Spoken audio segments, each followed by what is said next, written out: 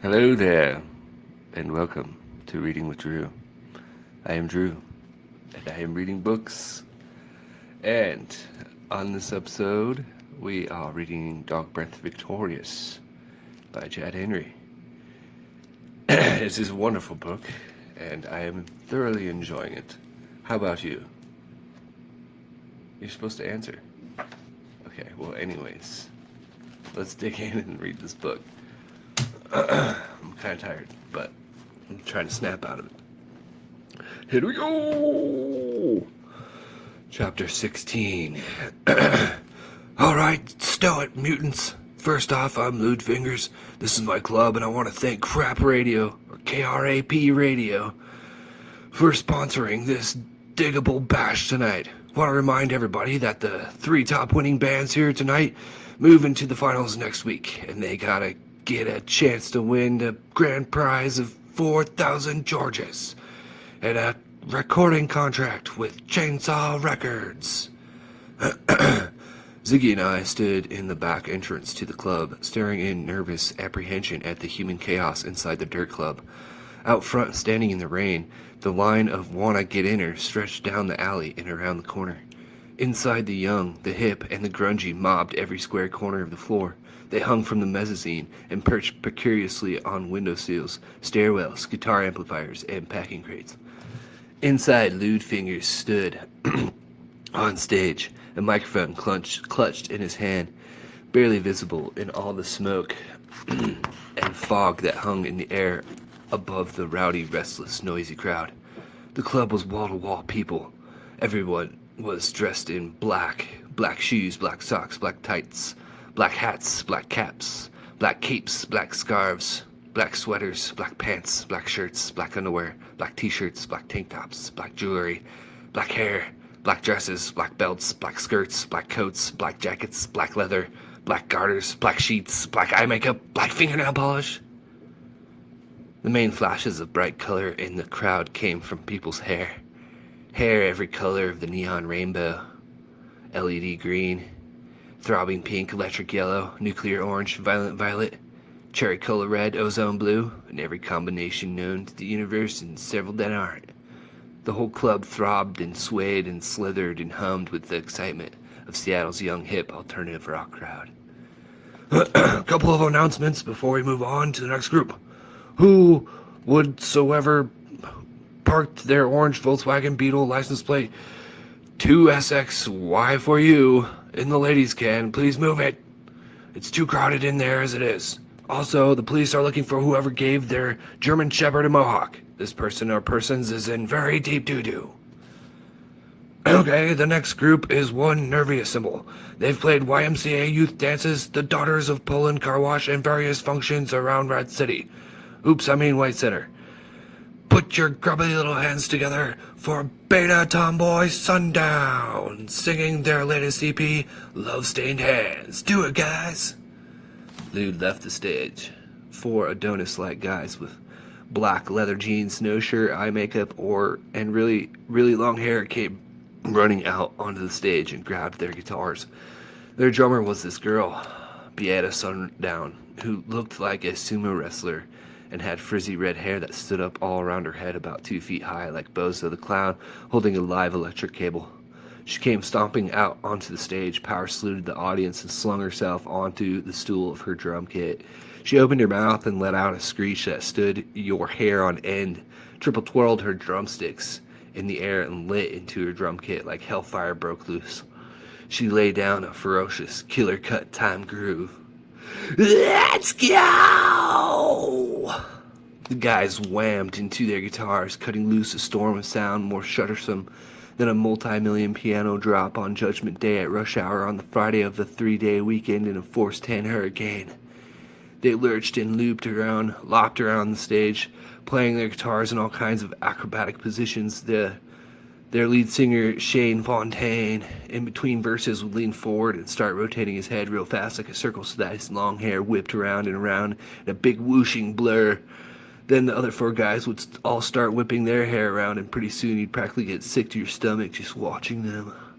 It was like the dry cycle at Dr. Powerhead's washateria, bro. Wow, Zimmer, Ziggy whispered loudly. Maybe we need to get better hair. They need hair, I hissed back, because they can't play or sing well. We got talent on our side. Nevertheless, the crowd was going psychotic. Everybody was moshing up and down in place like a giant can of sardines wired up to 1,000,000 volts. The whole club dance floor looked like a jack-in-the-box factory gone insane. The crowd screamed and howled.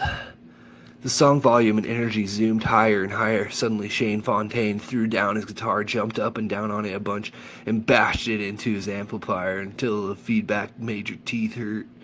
Then he took a few steps toward the back of the stage, ran forward real fast, launched himself out over the heads of the crowd, and hurled through the smoky atmosphere. Immediately, hundreds of pairs of hands shot into the air and grabbed for Shane's sweaty body and caught him high up and carried him around the dance floor. Then they lurched for the front of the stage and threw him back up on the wooden floor. Beata screeched another time. The band all hit a final crashing series of chords, and the song, whatever it was over. But you couldn't tell because the crowd was so hysterical that you couldn't have heard a nuclear explosion in the next room. All right, shut your cake holes. Lou's voice grasped over the microphone. Beata has 2 more numbers to play while the next band, DogBreath, sets up. All right. And Lou left the stage. Come on, Ziggy said as the music started again. We gotta find Toddy and Flipper and get our stuff loaded in. Let's go around back. We pushed and wrestled our way through the tangle of people and back out the alley door. We spotted Flipper's maroon Camaro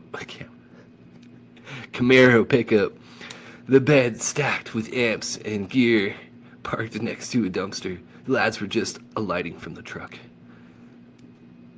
Hey, fella, man, come on, get your rear in gear, man. We gotta set up a mediante, man, come on. Yeah, we're coming, guys. You guys all loaded in? No, we just got here a few minutes ago. I asked ourselves, I said, where's Phoebe? I don't know, man, she's late. Ziggy and I unloaded our stuff out of Veronica. Howard climbed out of the passenger seat and sat patiently on the curb, panting while we unloaded our gear. Ziggy always needs a lot of help with his drum kit because he's so frail. As we headed into the club, Howard started to cheerfully trot along behind us. Stay here, Howie Bowie Wowie Dog Man, said Ziggy. As we carried our last load of stuff away from Veronica toward the stage door entrance, Howard started barking at us. No, Howard, you big bad doggy man. You stay in the car, okay? Stay in the car. Howard gave out a mournful little whistle whine and settled down into the passenger seat. Tim, hi. I turned around. There was Susie Blethens, standing there.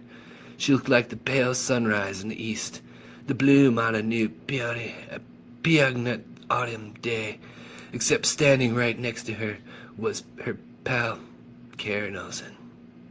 A vision in her maroon and white cheerleader outfit. What kind of total dope wears their cheerleader outfit without a trace of irony to an alternative rock club call? Tim, I'm here. You're here? Oh, Tim, said Susie. Oh, barf, said Karen. Oh, Tim, if I stand near the stage when you're playing, will you look at me? How could I look anywhere else, I wondered. There, Fall, we're up in about 1 second. Flipper was standing at the door, motioning for me to go inside. I'll be right there, I croaked. Susie stepped close to me, put her hand on my cheek, and softly kissed me on the lips, a chaste, virtuose kiss of pure silver fire. Win the contest, Timmy, she breathed, looking deep in my eyes. Win it for me. She kissed me again. This time her little tongue darted through my lips, a million magic words right on the tip of it. I will, I said. My mind was lurching and turning like the spin cycle in one of Dr. Powerhead's heavy-duty large-load washing machines. The last time I had seen Susie in the hall at school, she'd been completely violent towards me. What could account for this amazing transformation? I'd have to think it over later, when my heart quit pounding and my forehead quit exuding ice-cold perspiration. Suddenly, from inside, Lude's voice boomed out over the PA system. All right, let's hear it for Beata's Tomboy Sundown. A totally awesome group, oh. All right, Next up, we have another truly cutting-edge, musically deconstructo group of visionary madmen. You've seen them at the senior citizens dance at the food circus. Next, you'll be seeing them on the cover of Spin. Let's give a big Dirt Club howl for DogBreath. As I sat there staring at Susie, suddenly a familiar riff assaulted my ears. DogBreath was on stage and playing without me. "You're on, dweebo," said Karen laconically. "Timmy, you're on," said Susie. "Murday, I'm on, sugar beets." Or words to that effect. I raced in through the stage door, took the back steps up onto the stage, ran out onto the stage, and suddenly stopped cold. But there is the dark there. Out there in the dark there were about 1 million people, and every one of them looking straight at me. Caution, smile crossing, courtesy of Mr. Cedarberg. Miss Cedarberg. The audience suddenly looked to me like a huge hungry animal, lurking and shifting out there in the dark, licking its lips, saliva dripping from its razor-sharp fangs, that dark, demonic, many-headed beast in the twilight.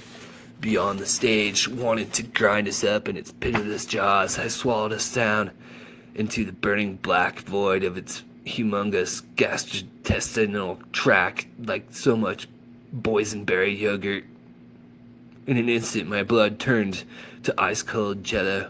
Ziggy, Flipper, and Toddy were churning out the sledgehammer into groove. To hell school. "Grab your axe, Timmer, start rocking, start singing, this is it!" rasped Ziggy. I looked around for Phoebe. She was nowhere in sight. This was bad, bad, bad, bad. We designed our whole set with her backup vocals in mind. We were in doo-doo up to our eyebrows. My guitar leaned against a monitor at the side of the stage. I picked it up, feeling like a sleepwalker. I strapped it on. I took a raggedy breath, stood up straight, and lurched up to my microphone. I felt a single drop of turgid sweat slide sluggishly out of my armpit and down my ribs. For some insane reason, I thought of my dad. The Christmas he bought me that Stratocaster. When he wasn't doing all that well financially, he looked at me with his kind of crookedly smile, patted my cheek, and said, "Hope maybe you'll be a star someday and support us all in our old age. Love you, kid." Did I remember to thank him? I snapped back to. The crowd was still there, still staring. I thought, I'll start out with the guitar solo. That'll get me going. My hand was like a chunk of cement. My fingers wouldn't move. "Sing, Timmer, do something, man." Man, I should have stayed quit when I quit, growled Toddy. "We're gonna get massacred." I took another raggedy air breath, opened my mouth, and tried to start singing. "They make you take these classes." My voice sounded choky and wheezy. "That no one ever passes, and all the teachers come from the Twilight Zone." Flipper, Toddy, and Ziggy all chimed in. "Na na na na na na." My voice was starting to sound a little more confident. A movement caught my eye, and near the edge of the stage, it was Susie smiling up at me. "They make you take hot showers and read and write for hours." And then, as I sang the next line, out of the corner of my ear I heard a familiar and undoubtedly strange girl's voice chime in with mine. "First they rip your flesh, and then they eat your bones." I glanced over at the mic where Ziggy had been, standing there in the gauzy blue floor-length prom dress out. About 4 decades old was Phoebe. She was still wearing her pale blue plastic secretary glasses. On her head, she wore a little fake diamond tiara. In a split second of delirium, it registered on my cerebellum that she had curled her hair or something. In another split second, I started singing the first chorus along with Phoebe and the guys. "Hair school, Lord, get me out of here. Hair school, no wearing leather here. Hair school, red ain't pretty." The audience was dead quiet. If it hadn't been for us playing, you could have heard a paramecium sneeze. Suddenly I was sweating, not just a little drop, but a great big flash flood. "Oh God, they hate us, moaned Flipper. "We're dead meat." I looked down to where Susie stood. She was glaring at Phoebe like she wanted to disintegrate her into the dust of vampires or something. There was nothing to do but go on. I don't want to go. Mama, don't make me go. Mama, please. Mama, please. Mama, no. Hell school. By the time the second chorus came around, Phoebe was really in her element, wailing away on her non-harmony singing. Way up somewhere in the ozone, we launched into the second chorus. Hell school, Lord, get me out of here. Hell school, no wearing leather here. Hell school, hey, pretty. I launched into Dr. Killboy Powerhead Heavy Metal Guitar Solo number 5, the shrieking feedback cosmic despair solo. I'd practiced it so many thousands of times it was all as automatic as breathing. I ripped it. I shredded it. I felt godlike, power lord, king of the global village. I did the splits. I dropped to my knees. I played on my back. I played over my head. The rest of the band was slamming away in a ferocious groove. It was a magic moment in music history. Then, suddenly, through the edge of my peripheral awareness, I heard laughing in the audience. What was so funny? We were playing some heavy, very heavy, and powerful music. Not the least bit like stand-up comedy's voice behind me. Howard! Get off the stage, Howard! Howard, no! I turned around. There was Howard the giant dog standing upright with his front paws on Ziggy's shoulders, licking Ziggy all over. Ziggy was pushing him away, trying to keep on playing his drums. Finally, Howard dropped back down to his front feet and came trotting over toward me, an affectionate gleam in his crazed brown eyes. No, Howard! Go away! Ziggy, call him back! Howard! Get back here! Called Ziggy. It didn't do 1 ounce of good. Howard just kept galloping toward me, a joyous canine grin all over his shaggy, doggy anatomy. Howard came lopping up and barked. Ruff, ruff, ruff, ruff, he said. I turned my shoulder to him. I tried to shove him away with my foot. He reared up taller than me. He put his feet on my shoulders and started licking me. Doggy saliva splattered everywhere. I squinched my eyes and shut and kept trying to push him away, but when Howard doesn't want to go, you can't push him anywhere. Keep playing, guys! Keep playing, you guys! Hollered Ziggy. Here, Phoebe! Play my drums! I'll distract them! Ziggy shoved his drumsticks into Phoebe's hand and came running down the stage and grabbed the microphone. Toddy and Flipper kept playing the rhythm section, but I could see in Flipper's face that he was way pissed off. I mean, way pissed off. Howard was still licking me, where before I was drenched with sweat, now I was drenched with dog spit. It's a good thing their mouths are cleaner than ours. Ziggy started weaving back and forth behind the microphone like a snake charmer's cobra, wailing away, Hail school! Hail school! Hail school! The audience was laughing hysterically by this point. Ziggy turned to us and said, in his best Michael Jackson voice, Hee hee! Keep me covered, man! I'm going in! He hiccuped out with one last, It ain't pretty! Then he raced to the back of the stage, aimed himself toward the audience, got a running start, and launched himself off the front of the stage and out over the mosh pit. There are times, they say, when time stands still. This was one of those times. Like in a stop-action photo or an episode of the Tales from the Crypt, Ziggy hung suspended between the stage and the crowd. The moshers twinkled and smirked far below. My stomach lurched like I was on the tilt-a-whirl at the Fun Forest. Then, just like in a movie, Ziggy gracefully arched forward, bounced off, Beata Sundown, tumbled down on the mosh pit floor. Bang, pow! And lay still. The people always catch the singer when he jumps out over the mosh pit. They always catch him and carry him around and then push him along over their heads back to the stage. Always. They always do that. They always do. But nobody caught Ziggy. That's how popular DogBreath was.